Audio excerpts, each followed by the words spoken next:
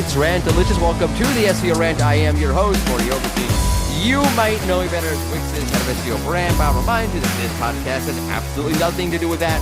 This is your unofficial Mordy Magic and Mordy Mania. Where can you find official Mordy Magic? And on the Mania side, check out Wix's Surps Up podcast over at wix.com/SEO/learn. Why am I pitching another podcast on another podcast? Because it's my podcast and I'll do whatever I want to do, whether it makes sense or not. And it does actually make sense. Anyway, where can you find the SEO Rant? Mazel tov, you found it. If you're listening in your friend's car and want to know where to find podcasts, Google, where do I find podcasts? This podcast is wherever you find those podcasts, those other podcasts, which is like a testimony to my lack of self-esteem. Like, where can you find this podcast? Wherever you find the other better podcasts that you're listening to, I'm also there. The SEO Rant is also found on Twitter at SEO Rant, which I refuse to call X, and at the SEORant.com.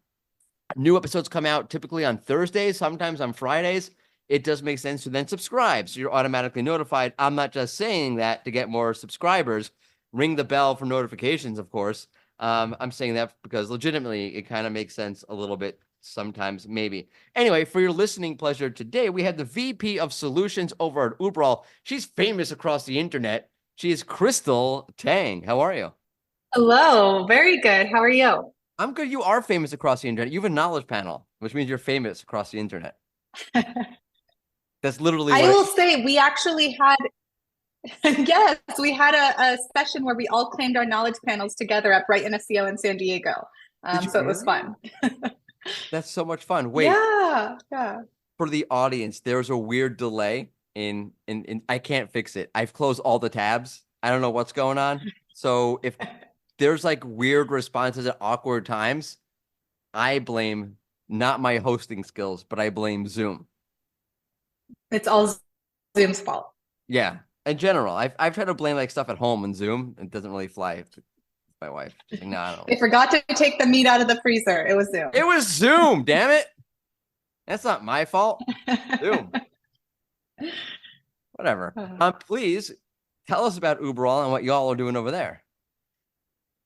Yeah, so at Uberall, if you don't know, it is a German-based company. If I was able to pronounce it in German, it would mean everywhere, but us Americans just say Uberall. And it's a multi-location marketing platform where we manage a bunch of brands globally and all of their local presence, from listings, reviews, social, locator, content, and all that good stuff. And I oversee our product enablement and solutions engineering team. And I just, am passionate about helping our clients with their local SEO initiatives. I never caught that Uberall. By the way, the irony in me not catching that, because Uber is literally the first part of my last name. It's Oberstein. It's like, I'm originally German at some point, but I didn't catch that. Yeah. Yes, it means everywhere, which is pretty cool. Yeah. So Uberall, check it out. Also in the Wix app market. So if you're on Wix, check it out there. Check out all the great stuff that Krystal has done over on the Wix SEO Hub, webinars, podcasts, articles. You've really covered all of the things we've done. Wow. I just realized that. Yeah, I've got more in the works too. Nice. Yeah, we need to create like new types of like categories of assets so we can have you there also. There we go. Yes, nice. Yes. Just nothing related to like art, and I should be good. Yeah, same here. So we're not just talking about pitching Wix today and Uberall. This podcast is not about just pitching things. We actually have a real topic to talk about, which is the content local businesses should be creating. What content should local businesses be creating other than all of it? Yeah, I think one of the things I really love about local is it doesn't really change in terms of what you should focus on. I think since I've got into local over 10 years ago, like it was always about building and promoting your business digitally. The things that have changed are the things that customers care about and expect. And that's what I think is interesting, is because it kind of stays the same, but there's always new pieces. So one of the things I've been really, really adamant about with a lot of customers and brands lately is video content, specifically as it relates to adding it to like your Google profile, to your other places where you wouldn't traditionally add video content.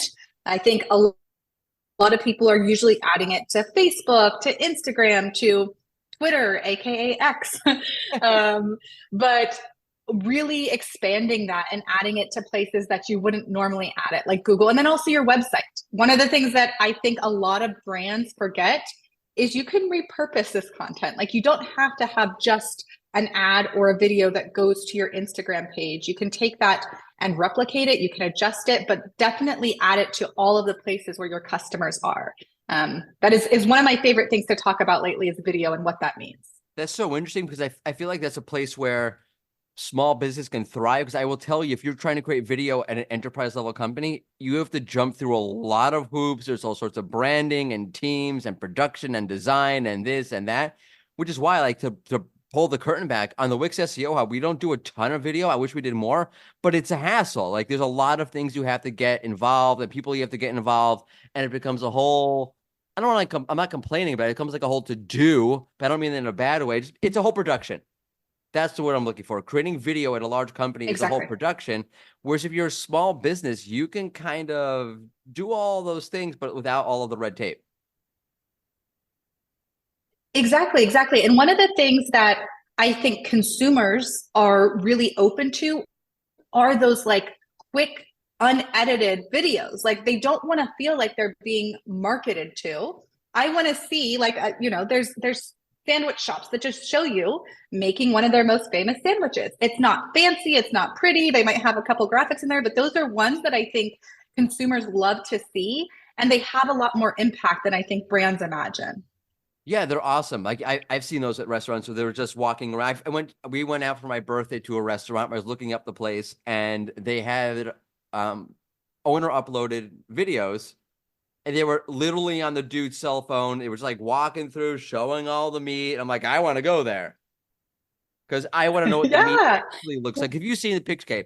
You ever gone to like a steakhouse or something? They have like the pictures, and then you go there, and it looks like nothing like the picture. So I do appreciate the business owner saying, hey, this is what my steak actually looks like. So when I show up, I'm like, oh, that's what the steak actually looks like. But now I don't feel disappointed. Yeah, no, exactly. And if you look at different profiles, like, of course there's food, but this can be, a doctor's office. This can be a salon. It can be any type of business. Like, when you go and do these searches, the impact a video has whenever someone's searching, like, to your point, I already have an idea of what to expect before I go there. And I think it's still an area that is untapped. So it's a really competitive advantage, especially for small businesses. That's really interesting, because I have to go. I'm getting old, and technically speaking, I need to go for a colonoscopy at a certain point. So it would be great if a doctor had like a video, like on his cell phone, like, here's what you're going to expect. And I would appreciate that. Like, I would feel much more comfortable. I mean, maybe not that, but most. Okay. Yeah. So outside of the business profile, no, but we just got zoomed. You were going to say something, and I was going to say something, and we got zoomed. What were you going to say is what we got zoomed? I was just going to say, I think most businesses, I think, really could benefit from videos and adding videos. You might want to think twice, maybe get a colleague to review a video. I've definitely seen some instances where I'm like, how did that get approved? Who would ever think to put something like that? Obviously, maybe they got inspired by Mordy's colonoscopy video, but it would be helpful. Yeah, I think it's something to explore. Yeah. So outside of the profile where you're in the images and you see the videos, where else from an SEO point of view, are there any other places where you're interweaving these videos into the strategy?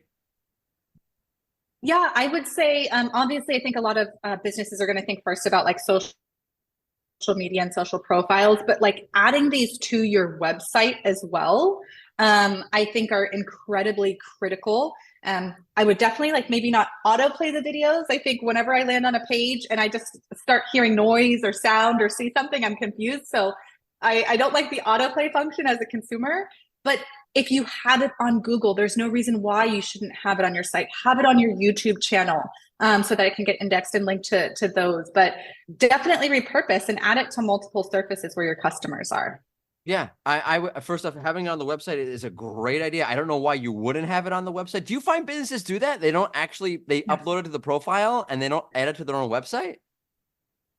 Yeah, especially with videos. I think images are a little bit better, but like videos, because so many people think they're purely for social media, like they're not realizing how much more critical they can be.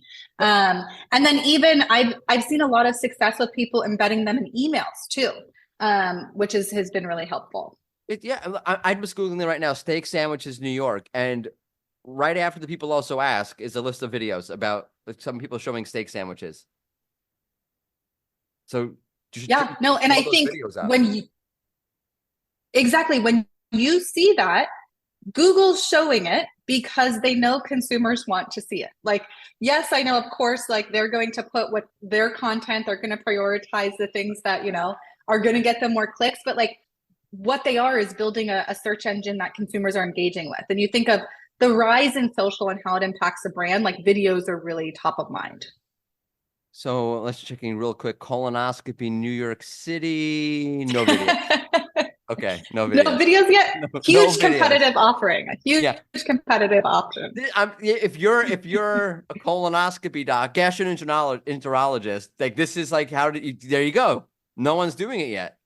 You could be the first.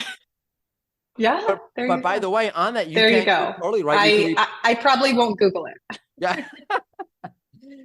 You can totally repurpose as Zoom cut us off again. You can totally repurpose it because some of those videos are on YouTube.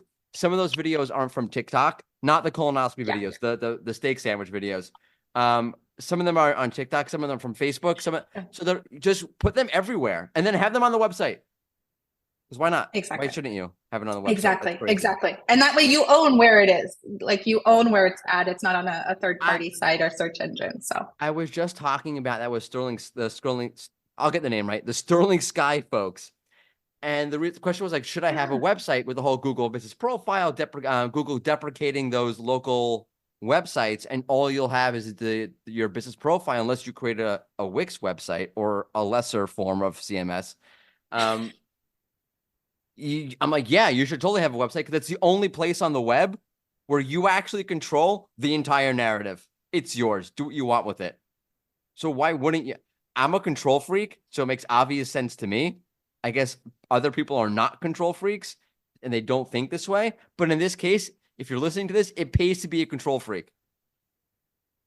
Yes, I could not agree more. I think a lot of people, and this might have to do with resources, whether it's time or budget or those types of things, will just prioritize what the narrative is. The narrative is you have a GBP profile, it's ranking. You know, you need to drive local traffic, just focus on your listings or focus on reviews or focus on social. But like, as much as I think that is impactful, you really do have to think holistically, because what we've seen time and time again is like, Google's going to move the needle. They're going to change the narrative. And if you don't have something you've owned to fall back on, especially a website that takes time to build, to rank, to do all those things, and all of a sudden Google removes your website and you're, SOL, I think businesses forget that you need that. You absolutely need your website, even if you have a single location.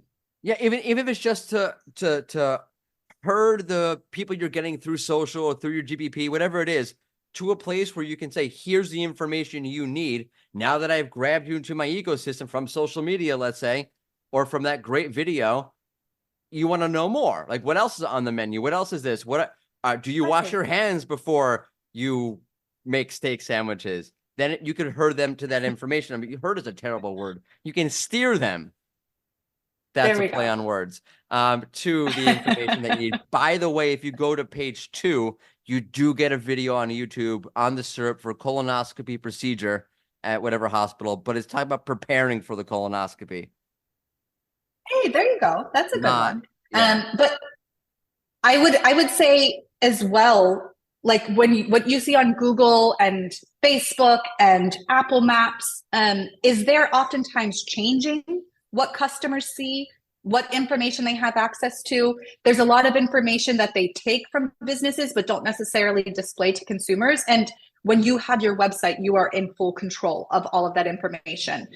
You're not limited, like to your point, you're not limited to just the features and function that Google gives you.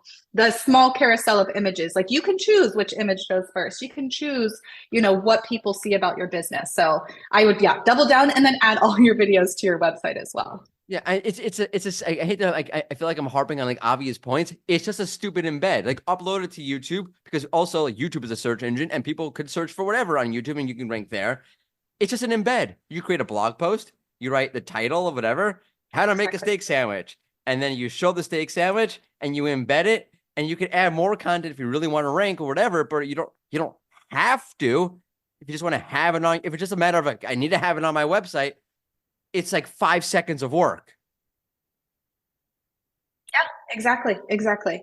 And again, to your point, you own it. You're not beholden to what YouTube's going to show or what Google's going to show on your video. So yes. So outside of video, what other content focus areas are you talking about with clients these days?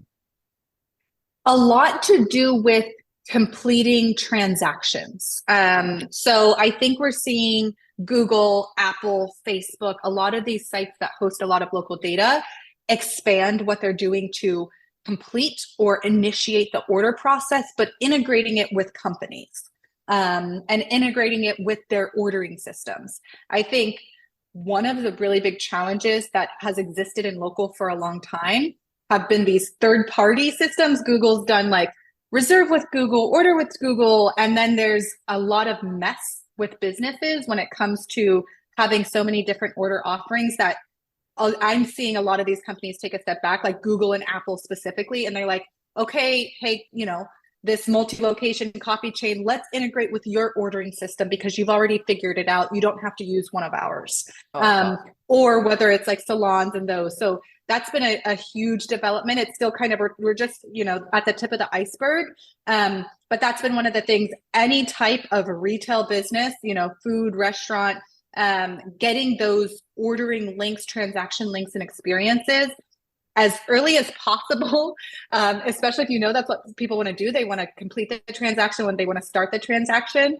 Those types of things have been really popular. And then you talk about retail, like products, making sure your products are front and center whenever people are searching them.